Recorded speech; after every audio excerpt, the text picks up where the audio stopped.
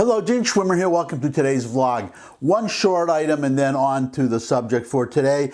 This is an example of what Trump is up against in Arizona. Well, I guess it could be an example of what he could be up all across the country, the lawsuits that he is filing and the recounts he is requesting to see if there was any, well, we know there was hanky-panky in elections in a number of Democratic states, but we don't know how bad it was. We don't know whether it affects the election. But I just want to focus on one state right now, and that is Arizona.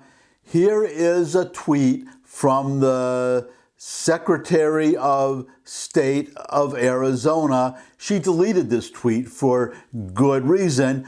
Her name is Katie Hobbs, and here's what she tweeted. Donald Trump has made it abundantly clear he's more interested in pandering to his neo-Nazi base than being president of the United States for all Americans. If there is a recount in Arizona, and it looks like there could be because of the closeness, the narrowness of Biden's margin of victory, this is the Secretary of State, the objective, fair Secretary of State who's going to be overseeing any recount. Oh, and she also is counting the ballots right now, never mind the recount. Just wanted to share that with you and make the larger point that this is just Arizona. It would not surprise me if there are similarly biased, similarly situated officials in other states where there are challenges to the presidential election results. Stay tuned. If I learn of anything, I'm going to bring it to you. And in fact, I could bring one little item to you right now. It just occurred to me because it was only a few minutes ago before recording this that I learned of this. But a Pennsylvania court has just ruled in favor of the Trump campaign about the Secretary of State of Pennsylvania allowing a delay, adding to the deadline 2 or 3 days for the time needed to verify signatures of mail-in ballots. Again, this chicanery, it all revolves around, or I would say 99% revolves around these mail-in ballots. So Trump won on that issue. It could be appealed, but the bigger issue is, well, the main point here is that the reason that the suit succeeded, at least in this court, is because it clearly violated Pennsylvania state law.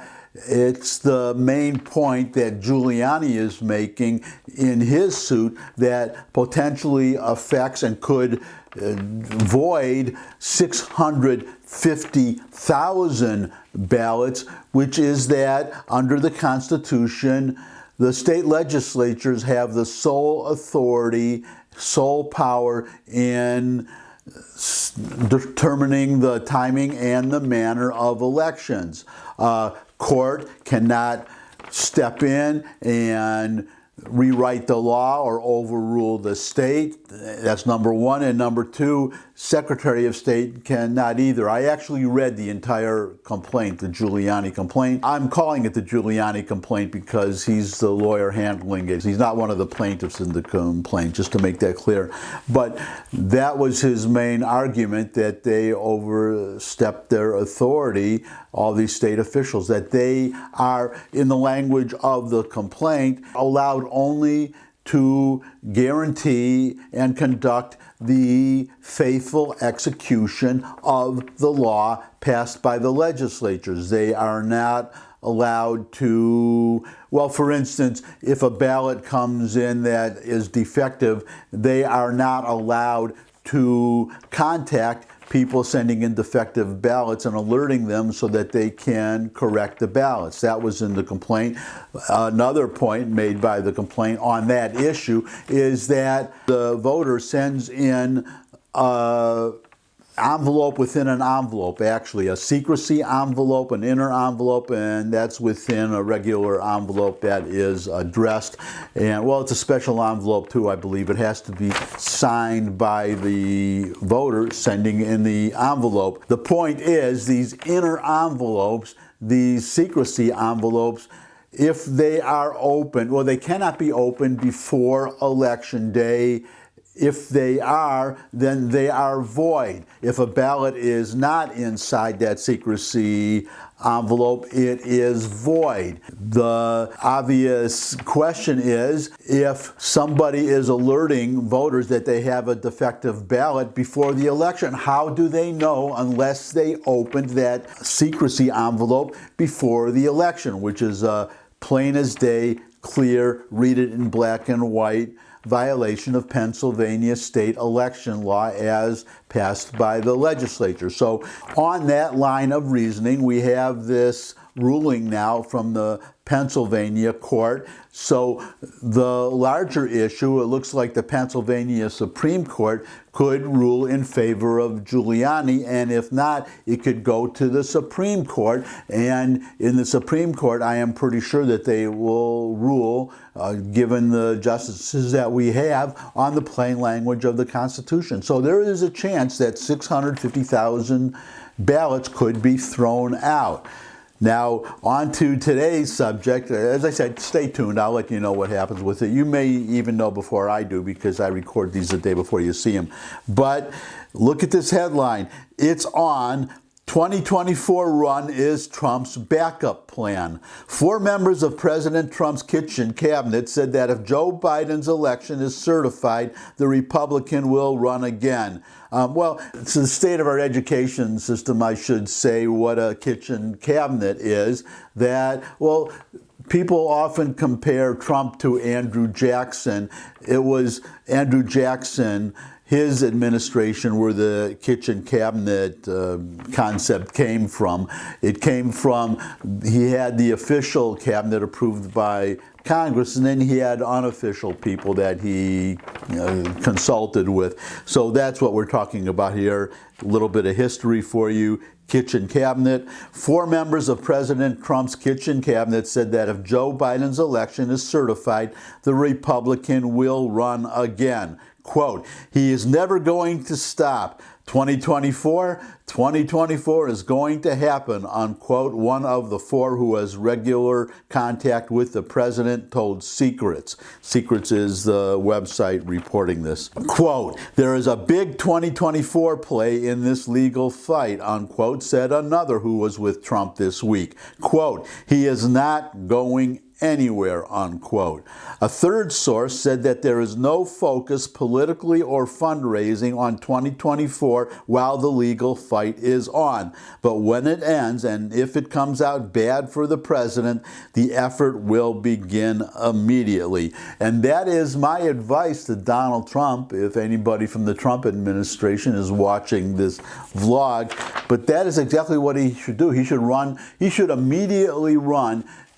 In fact, in his farewell speech, he could announce then, I will be a candidate in 2024. One big reason he should do this, well, is first of all to get his campaign started early, but Trump is a much more interesting and popular character than Joe Biden. As I said yesterday, 44% of the people who voted for Biden were not voting for Biden, they were voting against Trump. If Trump starts holding rallies again, he is going to suck up all the oxygen. That is my belief, or my prediction, that when Biden makes a speech, 5 people will watch it. When Trump makes a speech, millions and millions of people will watch it, and I could see how certain networks won't run it, and I could see how Fox, for instance, would run it, or maybe not, because they seem to have been moving to the left. But there are new